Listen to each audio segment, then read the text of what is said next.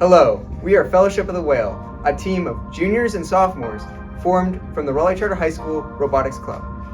Mr. Summers, my dad, is visually impaired, and he enjoys logic puzzles and strategy games. Some of these games have accessible models, but we noticed some key problems with them that made them difficult to play. We decided to fix those problems and design a better, more accessible chess set that could be printed and enjoyed by my father and members of the blind community. Because we've grown up with him, we understand some of the challenges that come with visual impairments. Our team simulated blindness using blindfolds, and we came to realize how much we took sight for granted. We came to better understand the condition, which helped us shape our design. We made sure to always play with the blindfold, so it was a fair match. We decided that we would be designing accessible games for the blind community. We ultimately settled on chess, a fairly universal game that we all enjoyed playing, and one that is lacking a good, accessible alternative.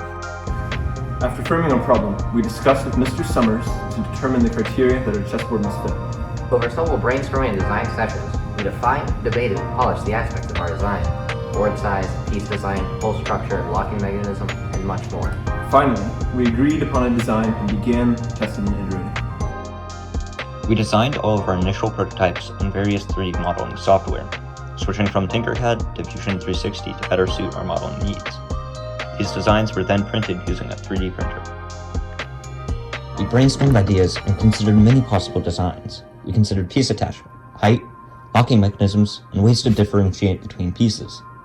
Once we settled on a concept, we printed and tested some initial prototypes, continuing to modify and test until finalizing our design. With our final design completed, the Summers were able to play chess more quickly and without the risk of knocking over the board that was an issue before.